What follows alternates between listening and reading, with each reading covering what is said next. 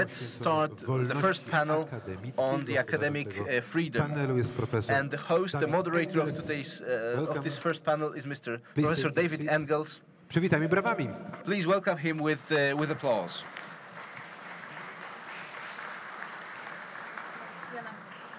To będzie pan profesor David Engels, tutaj Instytut Zachodni. To jest to miejsce, w którym Professor David Engels, Institute for Western Affairs, that's where he works on a daily basis. Ja może nie chcę uprzedzać. I don't want to... Professor, your seat is here. Excuse me? Your seat is here. Okay? Tak? To jest to? Oh, okay. You can take a seat anywhere you want. So, this is your time. Ja tylko dodam, że dwóch naszych... I would like to ask that two of our today's panelists are joining us online, but I think Professor Engels will present all the guests today. I would like to please stick to the time set. Please don't pass your time, if I can ask you. 45 minutes, okay? We've got 45 minutes. Thank you. So, Your Excellencies, dear ladies and gentlemen, thank you very much for your presence during the inauguration of the Collegium Intermarium and your enthusiasm in supporting this project. The times are hard for free thinking and research, and the opening of a new university addressing these problems is more than welcome. I am David Engels, Professor for Roman History at the University of Brussels, as well as Research Professor at the Instytut Zachodni in Poznan and Professor at the Academy of Gorzów Wielkopolski, and very happy to lead you through this panel on the situation of academic freedom in the modern world. Anyone who has followed the development of the academic world in recent years, especially in the Anglo-Saxon world, can hardly have failed to notice the extent to which an ideologization of research and teaching has occurred that would have been considered absurd just 20 years ago.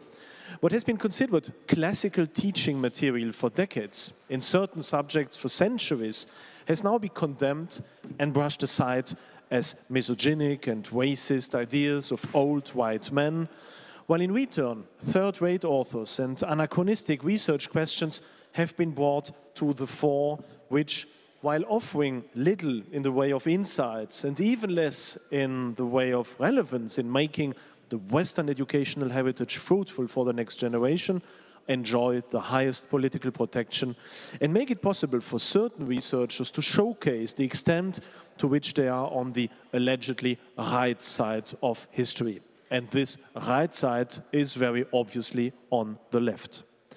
Now, one would think that in the wide world of universities, there should be enough space to avoid political appropriation and to conduct normal, non-political research in peace and quiet. But this space is gradually shrinking. Texts that offend because they are allegedly anti-democratic, misogynistic, racist or Islamophobic, such as Plato, Ovidius, Chaucer or Dante, are given trigger warnings, are censored or even removed from course materials. Libraries systematically destroy all books that have not been sufficiently consulted, that is, made compulsory reading by professors in recent years. Only what is classified as academically and ideologically unobjectionable by at least 3 colleagues in a peer review process is published. Project funds are only approved if they contain appropriate catchwords such as diversity, migration, tolerance, privilege, gender, climate, or inclusiveness, together with the appropriate topic. Papers are not evaluated according to their content, but according to the ranking of the journals in which they are printed. Vacant positions are largely distributed to members of various minorities in order to fulfill the quotas imposed from above. And even those who yesterday believed they had a permanent position can now lose it if they do not regularly provide evidence of creditable publications and third-party funding, all of which are inextricably linked to the corresponding ideological kowtowing and personal decisions. In short, academic freedom now only applies to those who demonstrate the appropriate cultural awareness. All others have to put up with having even their apolitical stance interpreted as complicity in the continued existence of a system based on white male privilege. with absurd consequences. The classics recently even called for their own abolition because they were allegedly structurally linked to the ideological foundations of white supremacy. The venerable International Society of Anglo-Saxonists had to drop the reference to the namesake Anglo-Saxons in order to better deal with racism, sexism, inclusiveness, and representation. In American schools, such as in Oregon, the arithmetic errors of students of color are no longer to be marked, as the search for the only right answer is thought to be a typical instrument of white superiority. And even hitherto rather left-wing and feminist thinkers and politicians like Sarah Wagenknecht or Svenja Flasböhler increasingly have to face the accusation of being reactionary if they no longer go along with the latest vaults of the cult of victimhood, permanent offensiveness, and cancel culture. The revolution is beginning to eat its own children. Isn't it enough, some observers may ask, to sit back and relax for a few years and watch political correctness reduce itself to absurdity and then rebuild academia on a moderate basis?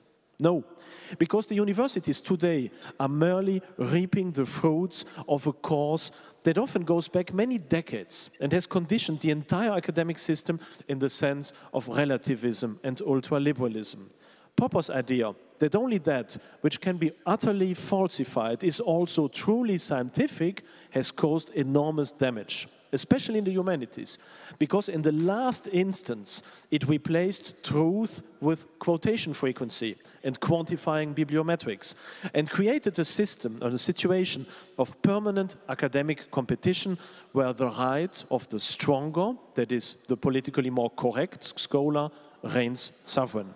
And where truth is negated and regarded as a purely provisional majority decision, it is logical that the financing of research is also handed over to competition for money from free enterprise and politicized funds, with the disastrous consequence that scientists have been forced by their universities to become first managers, then ideological sycophants, in order to be able to carry out their activities.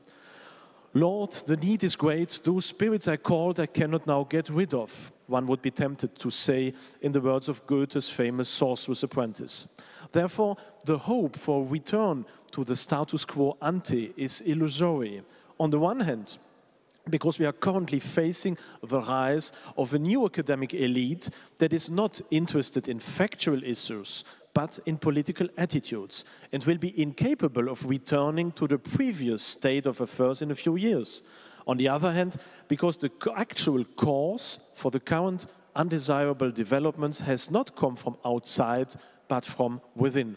Hence, what is needed is a radical rethinking of what science is supposed to be about in the first place, a new Carolingian reform of education that puts the freedom and security of the scholar, the guarantee of his unchallenged interest in fundamental questions, and the integration of his research into a superordinate pursuit of truth and beauty once more at the center, and thus returns to the sense of the original holistic universitas.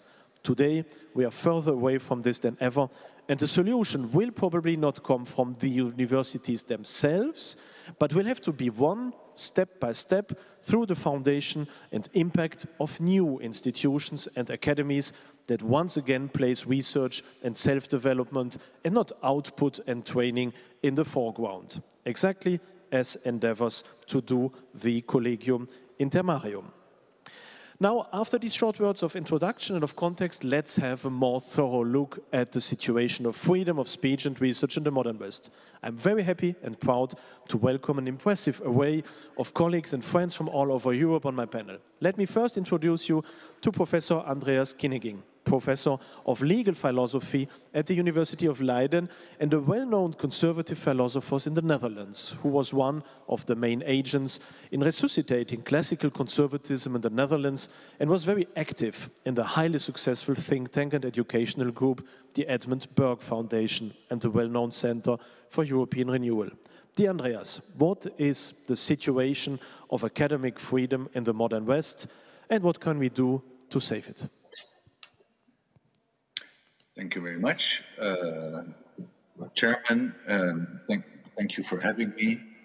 I'm very sorry that I could not come personally, and I will try to do my best to be understandable via Zoom. Western societies have a big problem, and that problem is called the universities. This institution, where all the people are educated, will in time occupy the most influential positions in society, and hence to a large extent determine the direction society will take, is everywhere in the West in the grip of a pernicious way of thinking that is referred to by its adherents as liberalism, but has in fact very little in common with traditional liberalism. For traditional liberals, liberty is the most important thing. For the self-proclaimed liberals who set the tone at the contemporary university, not liberty, but equality is the highest value. Not equality before the law, the aspiration of the American and French Revolution, and one of the foundations of Western society in the past 200 years. Neither equality of opportunity, the much more radical ideal of an equal start in life for everyone. No, it is an even more radical notion these liberals champion, the equality of outcome. If there are more male professors than female, this, according to them, is unjust. There should be as many female professors as male, because there are as many women as men in the world. The same goes for color of skin, sexual preference, ethnic or religious background, etc. Every category has the right to a proportional representation. Such equality is lacking, that is proof of discrimination and sufficient reason for the state to intervene by law and policy. Moreover, anyone opposing such laws and policies is regarded as an heretic. He is immediately branded as a sexist, racist, homophobe, etc. And it is demanded, often successfully, that he be fired from his job. As a result, everyone not in agreement with these so-called liberals is scared to death, keeps his mouth shut, and if put under pressure, will betray their convictions and just go along in order to avoid nasty consequences for themselves. Now, what does this radical egalitarianism remind us of? Of communism, of course. It is the exact same way of thinking, the only difference being that equality is no longer applied to classes, but instead to sex, race, sexual preference, etc. More in general, the contemporary liberals, i.e. communists, like Marx, see all of history as a struggle between oppressors and oppressed. Good people side with the oppressed in this struggle, in which every means is said to be allowed and even necessary. Otherwise, things will never change. The elimination of free speech is what we are experiencing right now, but it is probably only the beginning. Marx explicitly condoned violence, and so do his followers today. So what is awaiting us in the future? Re-education camps, from this point of view, are an excellent idea. And what to do with stubborn counter-revolutionaries? Well, you put them away for good, obviously. The universities play a major, no, a crucial role in these developments. This radical egalitarianism is no new thing there. Here is a quote from Fukuyama's 1992 bestseller, The End of History and the Last Man. Already, Fukuyama says, forms of inequality such as racism, sexism, and homophobia have displaced the traditional class issue for the left on contemporary American college campuses. This was 30 years ago. At the time, this was the lunatic fringe. Most people shrugged their shoulders and went on with their lives. But the lunatic fringe kept on lecturing about these things, converting more and more generations of students and appointing more and more people like them in vacant academic positions. What we are experiencing right now is the result of at least 30 years of preaching and scheming. It is in a sense the revenge of the communists for their defeat in 1989. How could this have happened? Too few people paid attention. Everyone was too busy with his own work in his own field. And this didn't seem a view that needed to be taken very seriously. That was a mistake indeed. However, all of this does not explain why these ideas managed to convert so many young people. The reason for that can only be that there is something very attractive in them. Again, just like the original communism. That too was very attractive to many people. Why? Because the equality of all is a tremendously appealing ideal. Lenin and his friends set out to establish the land of milk and honey in 1970, and they achieved exactly the opposite of what they had dreamed of. Not heaven, but hell on earth. That is what the ideal of the equality of all leads to, if it is put in practice. Hell on earth. Tocqueville had already told his readers so in 1835, but no one listened very well. The practical experience of the era 1970-1989, on the other hand, did teach a lot of people this lesson. But now, 30 years on, the lesson is forgotten again. The experience of communism is no longer a living memory, at least in the West, where young and also middle-aged people have little or no idea and little or no interest. The first and last time Solzhenitsyn's Gulag Archipelago was published in my country, the Netherlands, was in the 1970s. I tried to convince various publishers recently that it is time for a republication, to no avail. We need to do something about that. We need to teach the young about the truth of so-called liberalism and of communism. We need to teach them that the equality of all, appearances notwithstanding, is not a good idea after all, because it leads to totalitarian tyranny. That is to the loss of liberty, and what is even more important, to the loss of the pursuit of excellence, of virtus. We need to teach them that in many ways inequality is a good, or at least an acceptable thing, because it is part and parcel of a good society, a society of free men and women striving for moral and intellectual excellence. All of this means that we have to reconquer the universities. And if that is impossible, we need to set up our own, such as the Collegium Intermarium. Thank you very much.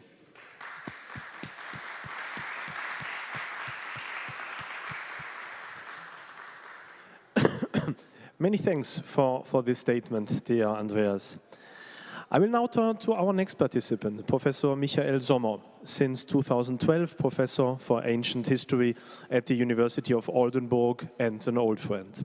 Professor Sommer has not only a very large expertise in the fields of Roman socio-economic and identity history and is the author of several books, he is also one of the leading members of the newly founded German Netzwerk für Wissenschaftsfreiheit, Network for Academic Freedom, to which I also belong, an institution committed to defending the importance of free and controversial debate in all academic fields and to opposing increasing moral political constrictions. Dear Michael, how would you analyze the present situation from your point of view, and how can academic freedom be guaranteed for the future? David, thank you very much. I apologize for not being able to be with you due to the pandemic. Academics in Poland and Germany alike are living in an ideal world, at least theoretically. Both our countries have constitutions that explicitly guarantee academic freedom.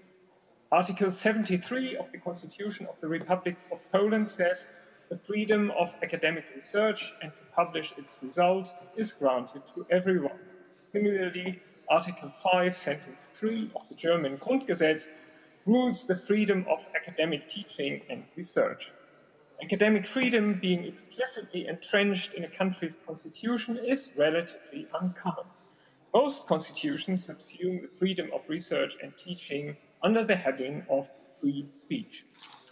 In this short paper, I'm going to ask what academic freedom means and by whom it is threatened. Who can claim academic freedom and for what kind of activity? Who's got to protect it and how? And who's currently compromising it, as the fact that academic freedom is being compromised can hardly be disputed. First, academic freedom is a right of the individual against the state. It means that it is the government's responsibility to make sure that whoever engages in research and academic teaching is unharmed by any attempts at infringing their activities, as long as they are themselves constitutional. Can an academic who descends into the political arena and agitates, say, for the boycott Israel movement, claim academic freedom? No, because they have left the space of academia and entered a different one, protected merely by free speech. Can a researcher who is promoting creationism, chemtrails, or the idea that the Earth is flat claim academic freedom?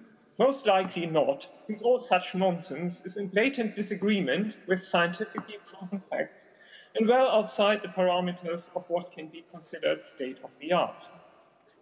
You gather where this is going. What if things are not as unequivocal as in the chemtrail or flat Earth supposition? What, for instance, if a climatologist holds a minority position in the debate on climate change? Or if one field of research, say gender studies, departs from propositions that would be described by experts of another field, biology, for example, as utterly unscientific? In my opinion, the only answer to that question, which will not be leading into aporia, is a radically libertarian one. Research and teaching can be performed in any field of academia, and it is academic as long as it adheres to a clearly defined set of methodologies. Both the gender studies researcher and the climatologist can therefore claim academic freedom, as long as they stick to a set of rules and methodology.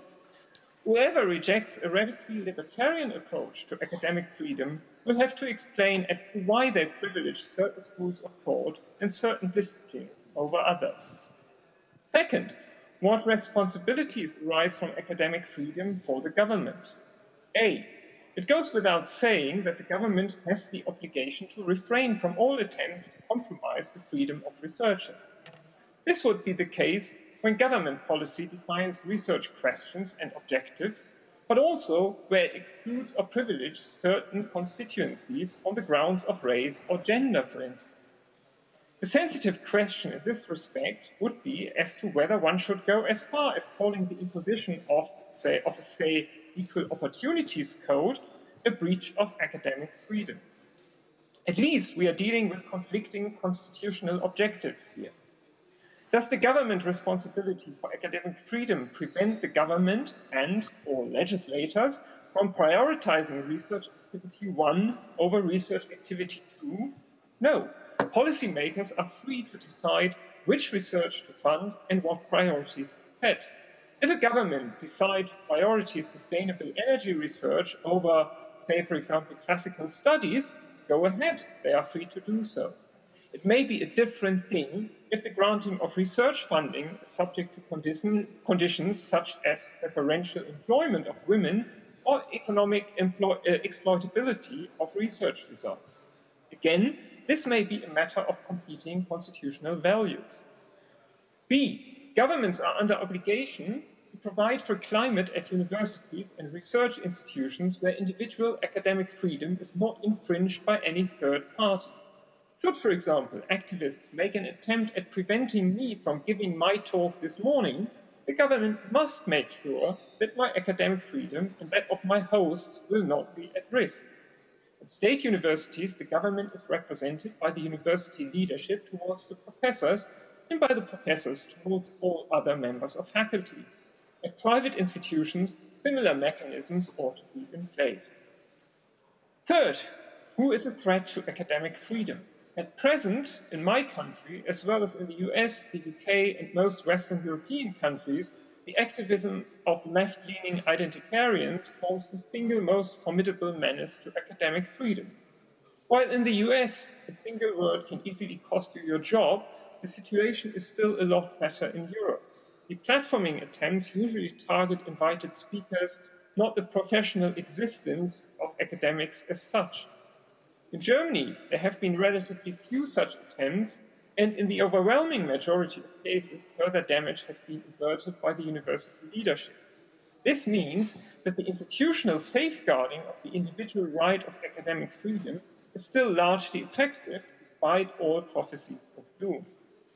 However, it cannot be excluded that the pressure exerted by activists triggers self-censoring mechanisms within the academic community. Will someone who has got into trouble inviting a fellow academic as a guest speaker extend another invitation to the same colleague? Could something I'm saying in my lecture wreak havoc over my future career? Will a too outspoken remark alienate me from my colleagues? That one has to be aware of such risks points to the uncomfortable truth that the infringement and defense of academic freedom starts in the pre-institutional field, where the spiral of silence is being set in motion because we prefer not to be heroes. This being said, the protection of the individual right of academic freedom depends as much on the individual as it does on the government. What are we supposed to do? We have to make public the names of those who agitate against our freedom, as they usually act clandestinely. We have to move the topic up the public agenda, as university leaderships will feel more pressure to act on our behalf when they realize that there is public awareness. We have to vouch for our colleagues if they are targeted by those who are enemies of academic freedom, as safety lies in numbers. In short, we have to do what academics usually prefer not to do: take up the fight which has been forced upon us and show that we have some balls. Thank you very much, and Godspeed for the Collegium Intermarium.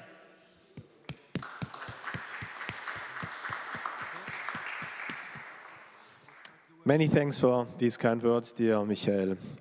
Let us now step from the diagnosis to prognostics. Our next distinguished speaker is Rod Dreher, an American writer and editor who is senior editor and blogger at the American Conservative, out of which the Benedict option is doubtlessly the most well-known in Europe by now.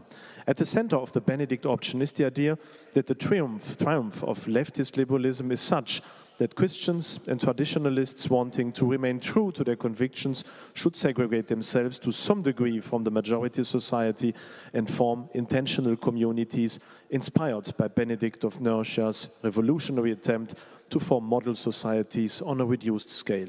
Dear Rod, is there still a possibility to renovate academia from within, or shouldn't we focus our efforts on the foundation of new institutions of learning and teaching in order to help us surviving the approaching dark ages? Yeah, thank you for the question. In my latest book, the one I've written since Benedict option, it's called Live Not by Lies, and in it I try to draw from the experience of people from the former Soviet bloc as to how we can meet this new totalitarianism confidently and effectively. One of the people I draw on, whose wisdom I draw on, is Czesław Miłosz, who in his book, The Captive Mind, 1953, published in the US, said that the people of Eastern Europe woke up one day to find that ideas that were once only spoken of among the radical fringe could be ruling their whole societies. And we have lived through that ourselves. 10 years ago, what we now call gender ideology was something that was only on the fringes of academia. Now, we are only a few votes away in the US Congress from transgenderism being written into civil rights law in the US. This has moved so quickly because cultural change happens when elites and elite networks take up ideas and spread them around their networks. So now, in virtually the blink of an eye, We have seen gender ideology, critical social justice, these radical theories move from the university out into every institution in American society, media, big business, so-called woke capitalism, even now the US military and the CIA. If you haven't seen on YouTube the CIA's new recruitment video, you should go watch it. It's almost comic. It's so unbelievably left-wing. But we on the right have been focused for 40 years at least on achieving political power, thinking that would be sufficient to protect us and protect our institutions. We have ignored culture, the power of culture and of cultural institutions. This was a serious mistake. And so now, as you've said, Professor, and as Professor Kinneging said, we have lost the university. I don't see personally that we can reform most universities, because the way the ideology has gone into such extremes now that they don't only consider conservatives to be wrong, they consider us to be evil. So where does that leave us? I think that we conservatives, to go along with what Alistair McIntyre said, I think we need to stop trying to shore up the imperium, to try to reform universities that can't be reformed and won't be reformed. Instead, we have to form our own institutions within which we can lead a life of virtue, of academic virtue, intellectual virtue, to prepare ourselves for the long, dark age ahead. This is, of course, what St. Benedict of Nursia did with his monasteries. He didn't set out to save Europe. He only set out to form communities where people could live out the faith in order and in a defensible way. Over the next 400 years, the slow work of the Benedictine monasteries revived Europe and laid the groundwork for the rebirth of civilization. I think in our time, in this collapse of the West and the collapse of the universities, we have to look at things, institutions like the Collegium Intermarium, as a sort of academic monastery that within which the life of the mind can live on, and in the future we can train elites here who will move out into the institutions of society and reform society. So God bless this university. It is absolutely essential to the saving of our own civilization. Thank you. Thank you so much.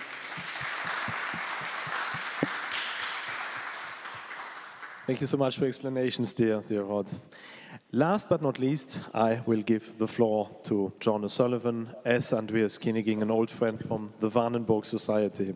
John is a British conservative political commentator and journalist who, during the 1980s, was a senior policy writer and speechwriter for Margaret Thatcher when she was British Prime Minister, and worked as former editor of the National Review. John O'Sullivan served also as executive editor of Radio Free Europe and is, since 2017, president of the Danube Institute in Budapest. Dear John, only some weeks ago we had a long discussion on the present state and future of conservatism throughout the West, and quite agreed on a rather pessimistic outlook on the future, at least for Western Europe. In the East, however, it seems that the situation is not yet as bleak as in the West, and I believe that the foundation of the Danube Institute, as well as of the Collegium Intermarium, is an obvious sign that there is still some form of hope. How would you assess the challenges and perspectives for new academic foundations in these last remnants of Western civilization? Thank you. It's all right.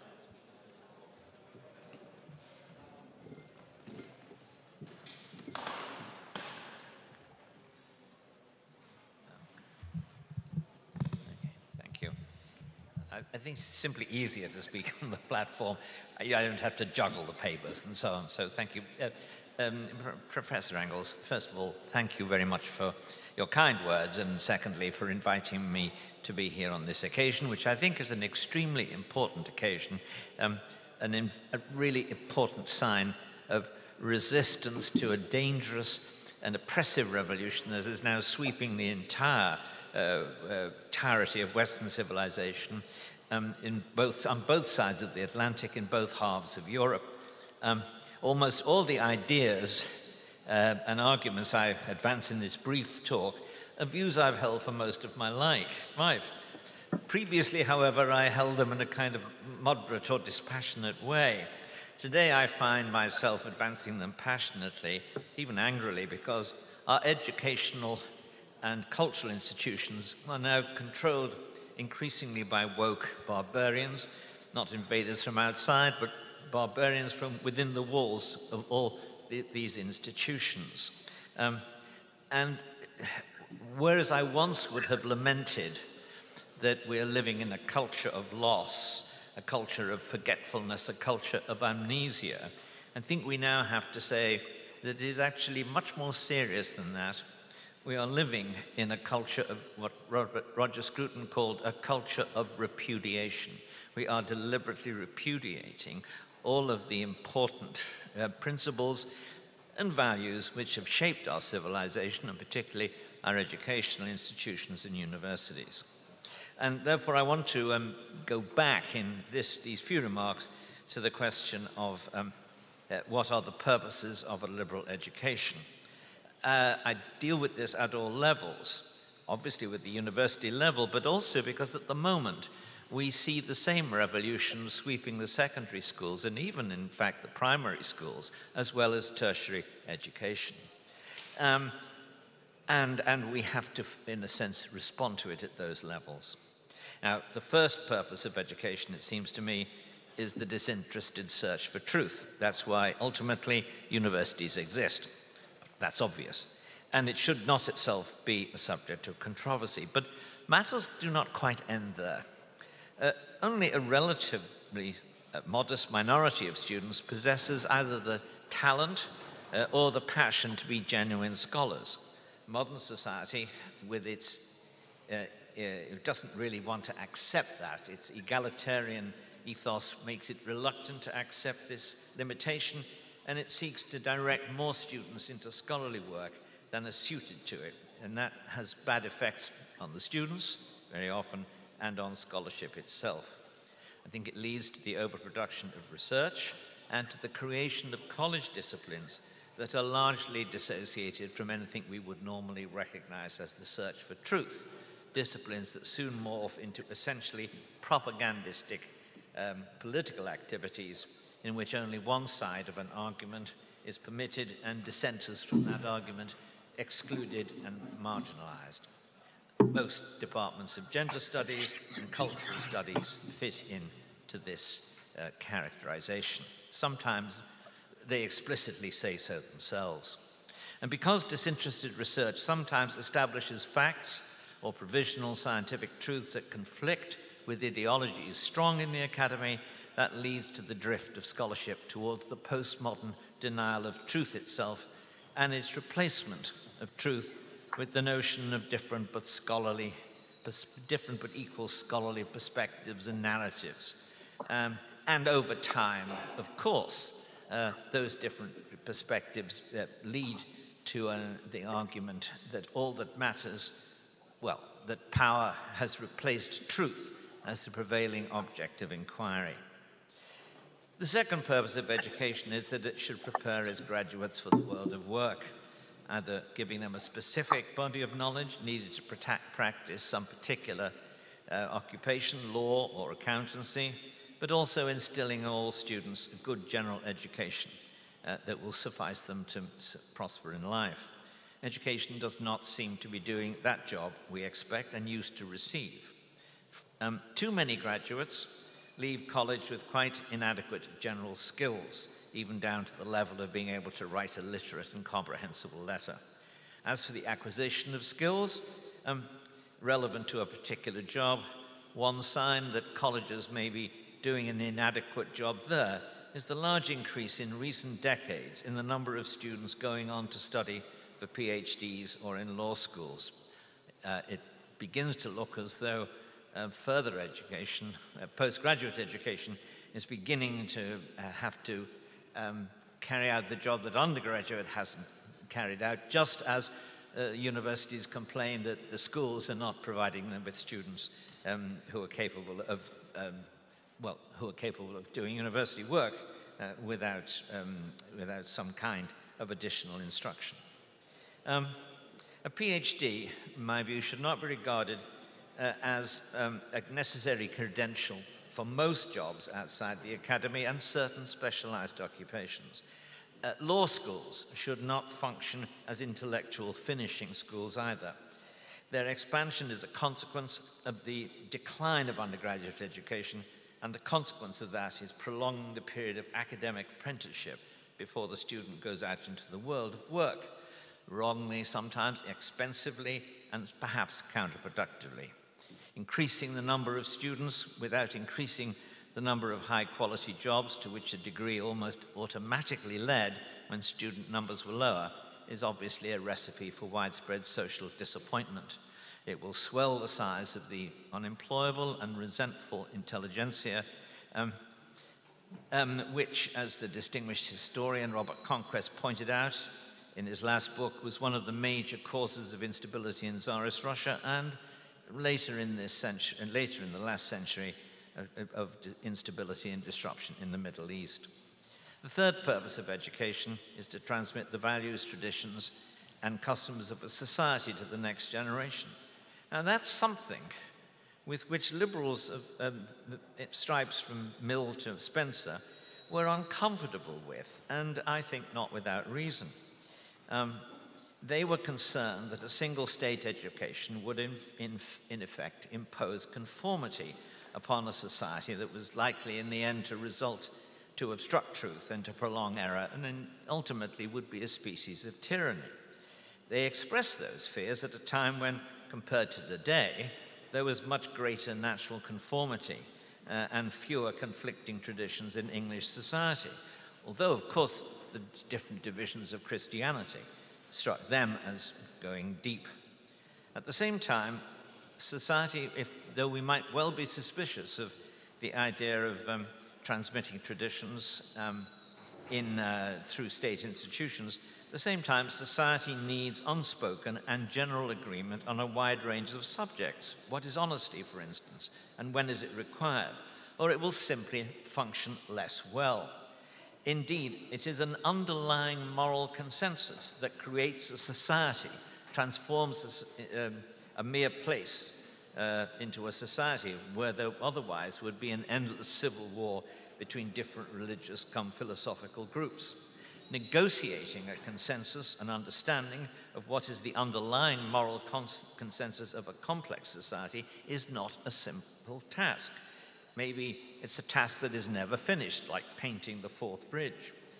But it certainly can't be achieved by a single system of state schools, even when the moral consensus it teaches is one rooted in tolerance. I think a good instructive example here is the Horace Greeley's public schools in 19th century America.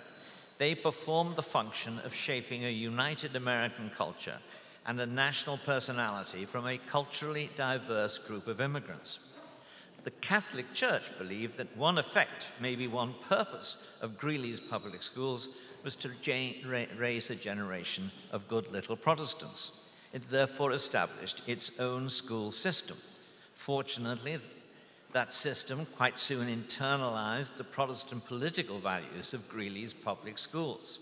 The dialogue between these two school systems both widened and strengthened the American system as a whole.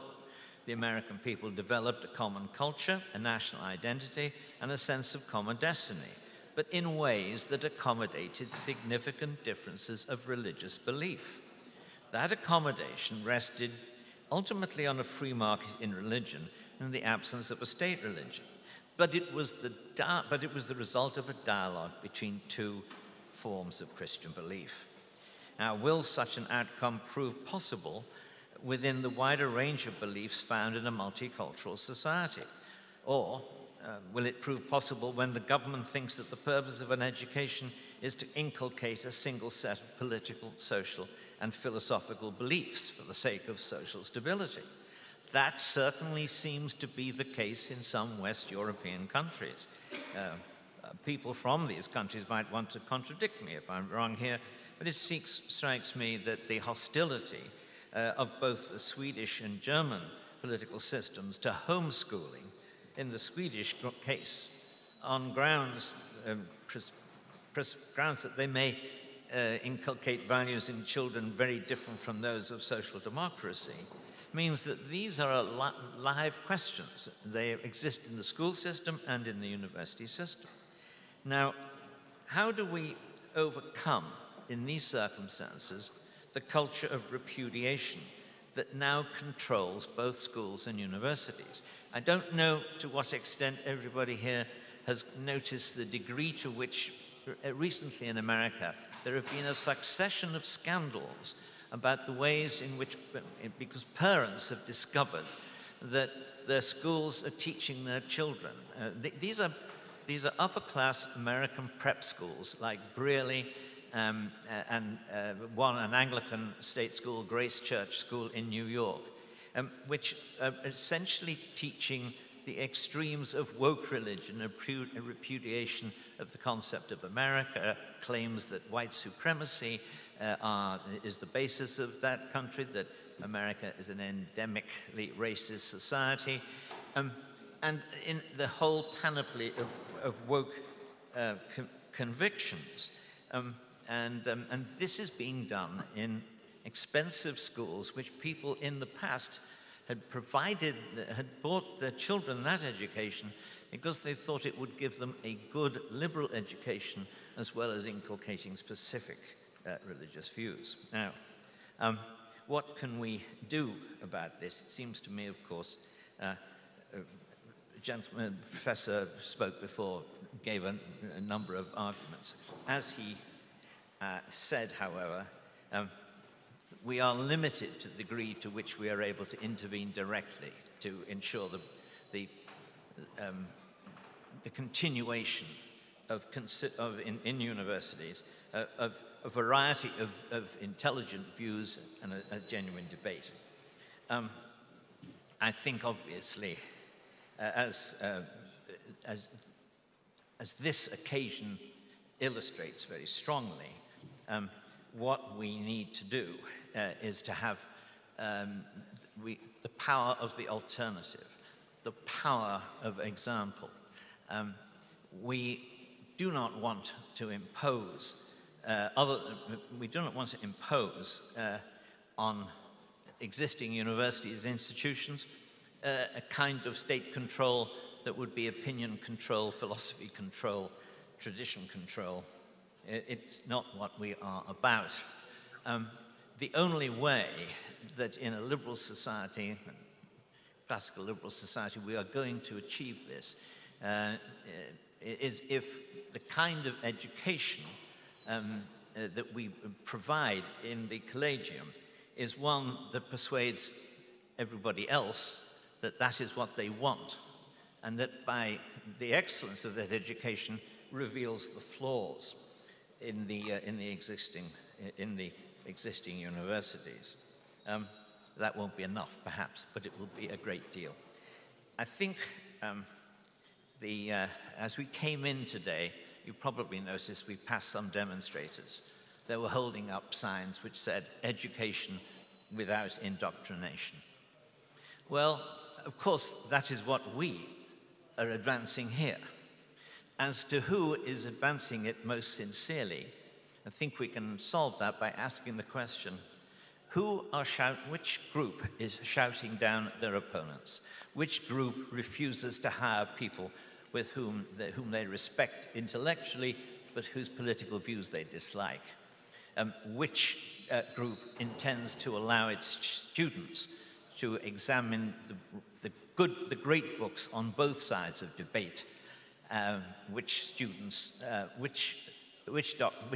set of people intends to enforce a particular point of view to the point of firing people or marking them down when they produced perfectly good academic work? I think we know the answer to those questions. Thank you.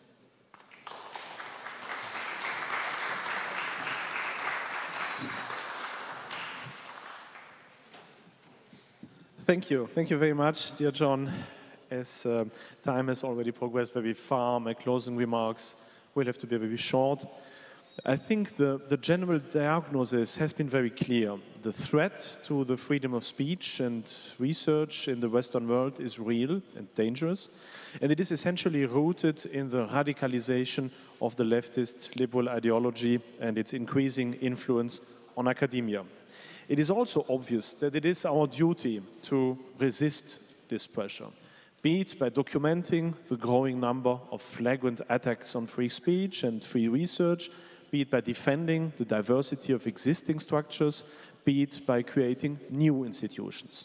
These institutions would have to shape a new outlook on academia by avoiding the errors of the past, by renewing with the best traditions of our Western civilization, and, most important, by leaving behind the errors of relativism and cynicism, while, once again, putting the question of truth into the middle of our endeavors. A truth which we will never be able to fully grasp and comprehend, but which we have to presuppose as factually existing in order to be able to approach it. Thank you very much for your kind attention, dear Excellencies, ladies and gentlemen, and many thanks to our distinguished guests.